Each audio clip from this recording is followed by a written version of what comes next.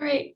Hello, everyone. Today I will be presenting the analysis of frame error rate and bit error rate of Viterbi decoding with periodic puncturing. The goal of this project is to maximize the efficiency and the correction capability for communication systems. This is a research project by myself and my lab mate, Shakeh Kalantarmoradian, and our principal investigator is Richard Wesel, and our DLS is Alex Baldauf.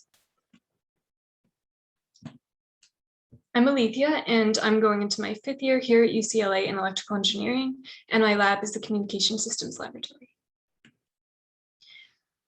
So our goals and motivations here are to use ROVA with puncturing, which I'll talk about in a little bit, to maximize efficiency and improve correction capabilities. Error detection and correction is important because it's vital for communication systems, memory, reading, writing data, anything that has to do with either transmitting or storing data. It's also especially important because whenever you transmit data, there's always going to be errors due to noise. So we have a little graphic here of data being transmitted and then noise being added. And once it gets back to the receiver, your decoded data is no longer the data that was intended to be sent. So when data is being sent, one of the ways in which it can be corrupted is erasures, where an imperfect channel unintentionally erases bits during transmission. This is a problem because the location of deleted bits may be unknown, so it's very difficult to correct and can result both in loss of data and information and in loss of correcting ability. However, we're going to kind of turn that idea on its head and do what we call puncturing, where we intentionally omit bits before transmission. This graphic kind of shows you the idea. So if we're going to transmit the data shown in this top bar on the graphic, and we use a puncturing pattern represented by 00101, where the zeros represent data bits that will be omitted, then you can see that the final data, which is actually sent, is this very lowest bar, which of course is a lot less data bits than we initially were going to send. So as you can see, it improves our efficiency greatly. The only problem with it is it can result in loss of correcting capabilities. Here's just kind of an example or an analogy to give you the idea of how it works in real life. So if we use the English language instead of ones and zeros, we could take out all the vowels and you would still be able to understand the sentence. This tells you that it's not necessarily the case that all of the data bits you're sending are necessary to actually understand the message. However, obviously, if you take out too many letters or analogously data bits, as you can see in the third bar here, you may no longer be able to understand the sentence. And so that's kind of the idea of what we're actually doing in puncturing. We're trying to find that optimal balance of how few data bits we can send while still being able to decode the correct sent data. And as we can see from this example as well, which is analogous to our actual data transmission, the minimum number of letters does not just depend on what letter it is, but also on what position it's in, the rarity of the letter, etc. Just as kind of a refresher for anyone who may know a little bit of communications theory or isn't flexible or comfortable with the idea of communication systems. We send extra bits to introduce redundancy, which allows us to catch errors. Basically, in this example, this is a very simple parity check error detection and correction scheme, where the final bit is going to be a 0 if there's an even number of ones in the message, and this final bit is going to be a 1 if there's an odd number of bits. Therefore, if a bit gets flipped in transmission, the parity check bit, which is added onto your data, will no longer agree with the number of ones in the actual data message you receive, and you can tell that there's an error. Of course, this is a very, very simple error detection and correction method, so it doesn't work very well because if you flip more than one bit, the parity check will not catch the error. We actually use an encoder known as trellis coded modulation, which we use because it's bandwidth efficient. Our trellis is a 64-state rate 1/3 encoder. What this means is basically if you think of a state as sort of the situation of the system, for example, if you had a light switch, one state would be the on state where the light bulb is on and the switch is up, and another state would be the off state in which the light bulb is off and the switch is down. Our trellis has 64 such states. And it's a rate 1/3 encoder, which means that for every one bit that we send, we're encoding it with 3 bits, which each 3-bit group is then known as a symbol.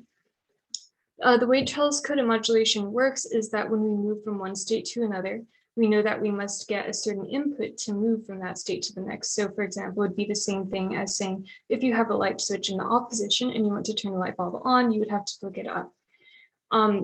As a result, only some paths are legal. We know that if you're in one state and you get the wrong input, you should not be able to go to the next state. This allows us to catch errors because we can look at what we should have gotten in terms of the input to go through the states that we see, and at that decoded input that we actually get at the output. And by comparing them, we can figure out what the most likely correct input should have been. This is how Viterbi decoding works.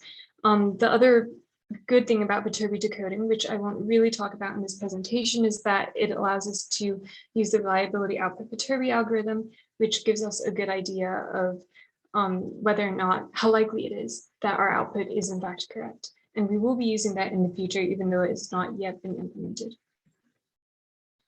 So measuring the effectiveness of an encoder and decoder.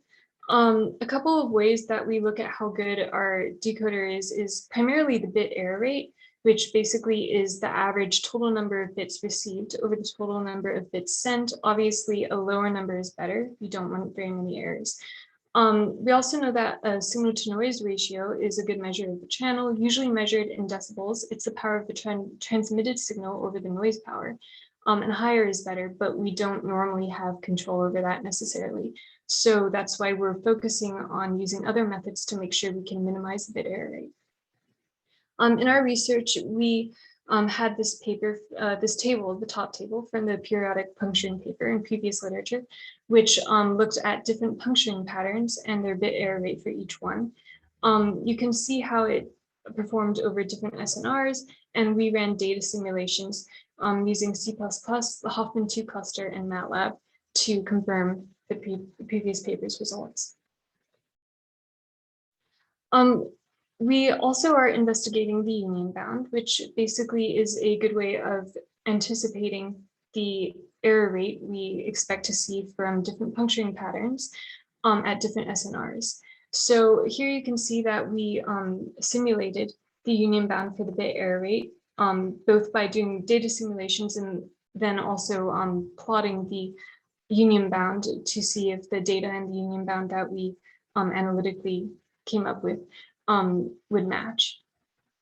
We found that the truncated union bound, which was also mentioned in a previous paper, was a very good match at high SNR, so it was a good sanity check. The non-truncated union bound was more complex, and at the time that I originally wrote this presentation, it was still under construction. We are hoping that we've almost got it correct, but because we're working with punctured patterns and not just unpunctured data, there's a little bit more complexity to it. We're also developing a frame error rate union bound, where the frame error rate is basically the frame error will be 1 if there are at least 1 bit errors per transmission. And hopefully that will be updated soon. Here's a screen capture of kind of what we go through. You can see this is just a MATLAB code where we're doing the theoretical union bound, and this is where it generates the plots. And finally, this is how we run our data. So we use the Linux terminal through UCLA Hoffman 2, and it runs all of our data simulations because it would take much too long on our own computer. So here you can see the actual data taking with all the bit errors and so on being calculated and logged.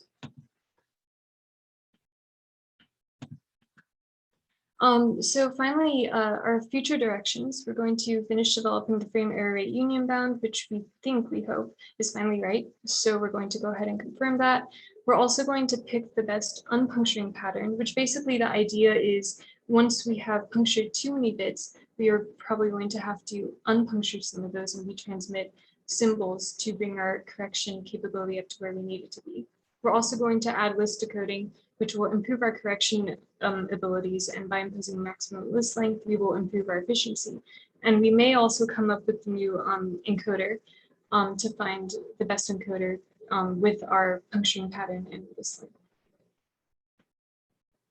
Finally, applications. Why should this matter to you? Well, error detection and correction matters for everything from broadcast TV to streaming, 5G and cell phones, satellite communications, GPS, military communications, memory and data storage, anything that sends a lot of data at once. The modern world runs on digital communication systems, so error detection and correction is very important. This is a list of our references. And finally, I'd like to acknowledge the Communication Systems Laboratory, my awesome team, the Hoffman 2 cluster, and of course, NSF and SURP for funding and supporting our research. Thank you.